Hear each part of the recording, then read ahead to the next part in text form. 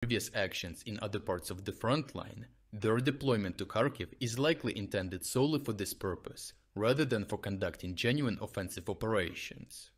Interestingly, Ukrainians have strategically exploited the situation by targeting the deployment sites of Chechen forces, thereby ensuring that the chaos and retreat of Russian soldiers continue unimpeded by these punishment squads. Geolocated footage reveals the aftermath of multiple successful airstrikes on Chechen force concentrations, further exacerbating the disarray within Russian ranks. The original uncensored video of this strike can be found on our Telegram channel by following the link in the description. This escalation has intensified the challenges for Russian commanders, compelling them to urgently seek reinforcements to avoid losing already captured territory and to sustain their offensive efforts. Soon after, reports began to emerge about unspecified Russian units being redeployed from various fronts, including the left bank of Kherson, Chasiv Yar, Pokrovsk and Kurakhov, as well as from training centers within the Russian Federation.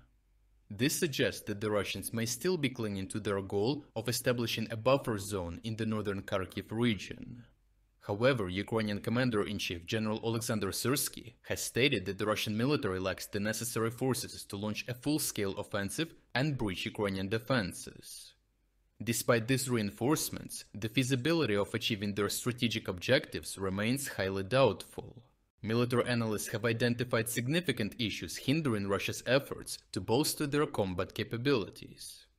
Firstly, after more than 2 years of intensified clashes, other Russian force groupings lack available combat-ready units and assets at the regiment-brigade level to reinforce the northern grouping of forces. This deficiency hampers their ability to sustain and intensify operations along the border. Secondly, the temporary reassignment of units from other fronts due to a lack of available forces has proven ineffective. Deploying disparate elements from various detachments has led to poor communication and coordination, ultimately resulting in higher losses. These issues underscore a critical lack of operational and strategic reserves, which prevents the Russian military from implementing effective measures and finding viable solutions to their ongoing challenges.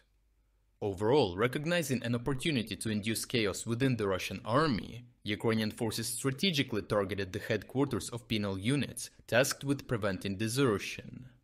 By undermining these disciplinary squads, Ukrainians have created conditions where Russian soldiers can desert more easily, further weakening the Russian front lines. This tactical move has enabled Ukrainian forces to exert greater pressure, facilitating easier advances and allowing them to reclaim more territory. This approach